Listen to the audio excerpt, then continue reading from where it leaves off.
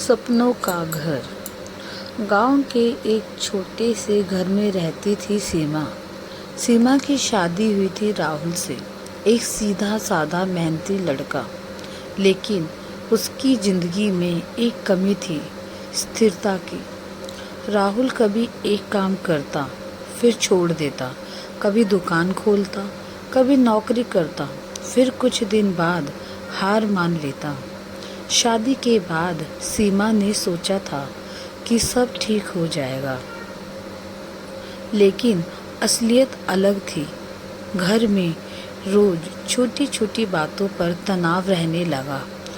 एक दिन सीमा ने धीरे से कहा, राहुल, हमें कुछ स्थिर करना होगा, ऐसे कब तक चलेगा?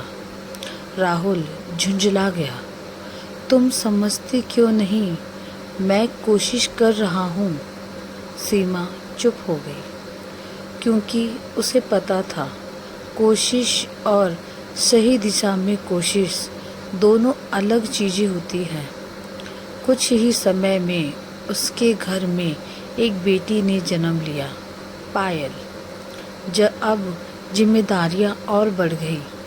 राहुल की अनिश्चित कमाई और घर के खर्च, सब कुछ सीमा के कंधों पर आ गया।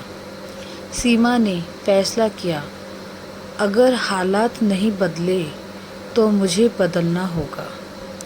वो पढ़ी लिखी ज़्यादा नहीं थी, लेकिन उसने हार नहीं मानी। उसने घर में सिलाई शुरू की। पहले दिन सिर्फ 2 कपड़े आए, दूसरे दिन 5। धीरे धीरे लोग उसे पहचानने लगे। गांव के लोग ताना देने लगे, देखो बहू कमाने लगी, पति निकम्मा है क्या? यह बातें राहुल को अंदर से तोड़ने लगी। एक रात उसने गुस्से में कहा, तुम्हें काम करने की ज़रूरत नहीं है। सीमा ने पहली बार मजबूत आवाज़ में जवाब दिया, ज़रूरत है राहुल, क्योंकि सपने सिर्फ तुम्हारे नहीं हमारे हैं। यह पहली बार था जब सीमा ने अपने लिए खड़ा होना सीखा। कुछ महीनों बाद राहुल का एक बड़ा काम भी फेल हो गया। उसने पैसे उधार लेकर छोटा बिजनेस शुरू किया था, लेकिन घाटा हो गया। कर्ज बढ़ गया, घर में तनाव बढ़ गया। एक दिन राहुल बिल्कुल टूट गया। वो चुपचाप बैठा था, सिर झुकाए। सीमा उसके पास आई और बोली, हार मान लोगे तो सब खत्म हो जाएगा। राहुल ने धीमी आवाज़ में कहा, मैं थक गया हूँ। सीमा ने उसका हाथ पकड़ा, तो मैं साथ हूँ, हम दोनों मिलकर चलेंगे। उस दिन के बाद कुछ बदला। राहुल ने पहली बार अपनी कमजोरी स्वीकार की और यही उसकी ताकत बन गई। उसने छोटे से काम से शुरुआत की, एक दूध का छोटा व्यापार। सुबह 4 बजे उठना, दूध लाना, घर घर देना। धीरे धीरे काम चल पड़ा। सीमा सिलाई करती रही। दोनों ने मिलकर घर चलाना शुरू किया। जैसे जैसे हालात सुधरने लगे, एक नई समस्या आई। राहुल के परिवार वाले आने लगे।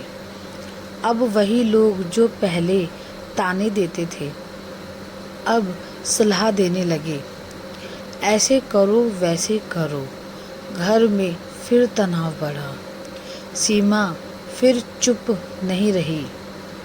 उसने प्यार से लेकिन साफ कहा, यह घर हमने संघर्ष से बनाया है, फैसले भी हम ही लेंगे। राहुल ने पहली बार खुलकर सीमा का साथ दिया। 5 साल बीत गए।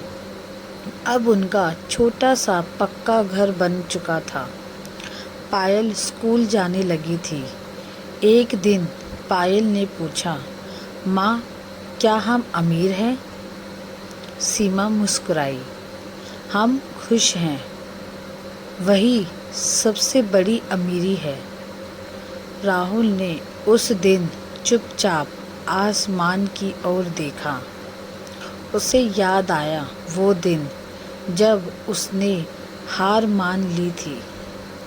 एक दिन राहुल ने सीमा से कहा, अगर तुम साथ नहीं देती तो मैं ख़त्म हो गया होता। सीमा ने जवाब दिया, अगर तुम खुद उठने की कोशिश नहीं करते तो मैं भी कुछ नहीं कर पाती। दोनों मुस्कुरा दिए, क्योंकि अब उन्हें समझ आ गया था, घर सिर्फ दीवारों से नहीं बनता, समझ, भरोसे और साथ से बनता है। ज़िंदगी में मुश्किलें आना तय है। कभी पैसे की कमी होगी, कभी रिश्तों में तनाव होगा, कभी खुद पर भरोसा भी टूटेगा। लेकिन अगर दो चीज़ें साथ हो, हिम्मत और सही इंसान का साथ, तो कोई भी मुश्किल बड़ी नहीं होती। हारना बुरा नहीं है, हार मान लेना बुरा है। इस कहानी का दूसरा भाग मैं अगले पार्ट में सुनाऊंगी। कहानी अच्छी लगी हो तो लाइक, शेयर और सब्सक्राइब करके जाना। धन्यवाद।